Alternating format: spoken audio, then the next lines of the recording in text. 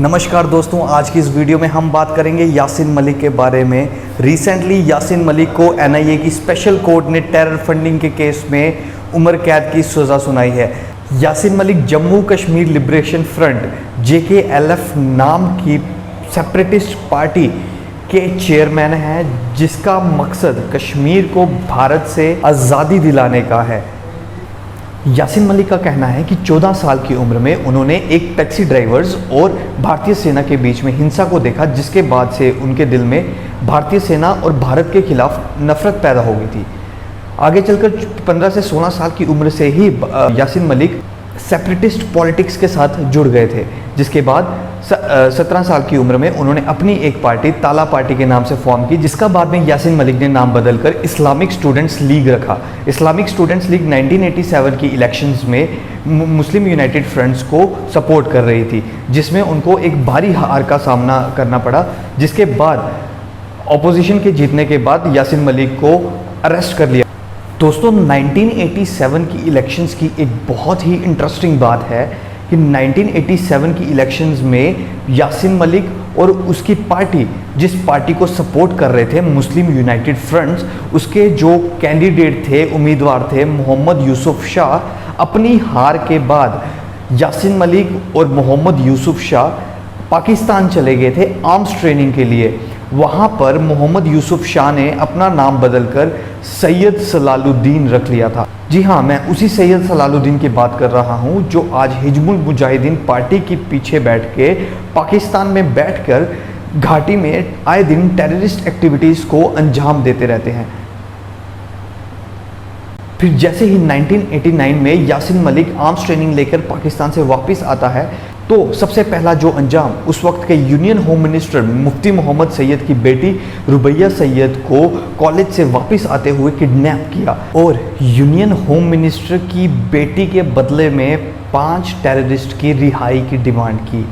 5 दिन बाद Indian government ने उनकी सभी डिमांड्स को एक्सेप्ट किया और 5 मोस्ट वांटेड टेररिस्ट्स को रिहा किया। और उससे कुछ ही देर बाद 1990 में 4 इंडियन एयरफोर्स ऑफिसर्स को श्रीनगर में शरेआम गोली मारकर हत्या कर दी।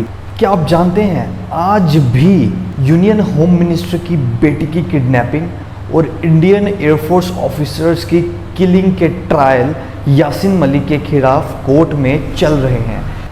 हम सब एक फ्रेज सुनते आए हैं, justice delayed is justice denied. 32 साल के बाद भी यासीन मलिक ने जो गुनाह किया है उसकी सज़ा उसको नहीं मिली। रिसेंटली जो उम्र कैद की सज़ा यासीन मलिक को सुनाई गई है वो 17 के टेरर फंडिंग के केस में सुनाई गई है। 2016 में हिजबुल मुजाहिदीन के कमांडर बुरहान वानी की किलिंग्स के बाद घाटी में काफ़ी महीनों तक शटडाउन, पत्थरबाजी, गवर्नमेंट बिल्डिंग को जलाया गया, गवर्नमेंट ऑफिसर्स के ऊपर अटैक हुए, भारतीय सेना के ऊपर बहुत से अटैक हुए। उन सब को प्रोवोक करने के लिए जो पैसा, जो फंडिंग यूज़ की गई, जो बाहरी देशों से पैसा आया, उस पैसे को उन्होंने घाटी में लॉ एंड ऑर्डर को डिस्टर्ब करने के लिए, शांति को भंग करने के लिए इस्तेमाल किया। उसी केस में यासीन मलिक को रिसेंटली एनआईए की स्पेशल कोर्ट ने उम्र कैद की सज़ा सुनाई है। 1994 में यासीन मलिक ने सीज़ फायर का ऐलान किया। उनका ये फैसला था कि अब वो हथियारों का रास्ता छोड़कर शांति के रास्ते से कश्मीर का सॉल्यूशन करेंगे और उनके इस फैसले को भारत में बहुत सपोर्ट मिली।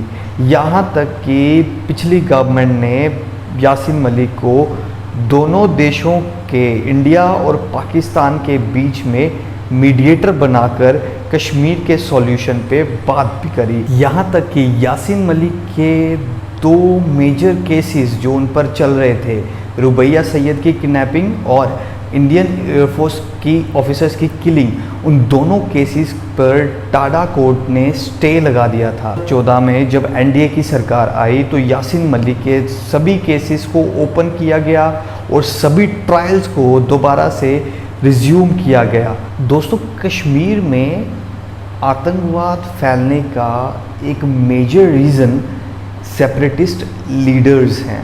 सेपरेटिस्ट लीडर जो कि आम जनता को प्रोवोक कर कर, आम जनता को झूठे दिलासे देकर कश्मीर में नौजवानों का माइंड वॉश कर कर उनको भारतीय सेना के अगेंस्ट में हथियार उठाने के लिए प्रोत्साहित करते हैं, जिसकी वजह से कश्मीर में टेररिज्म दिन ब दिन बढ़ता जा रहा है और उसको कंट्रोल करने के लिए सिर्फ हथियार ही नहीं बल्कि सेपरेटिस्ट लीडर्स पे भी कमान कसनी।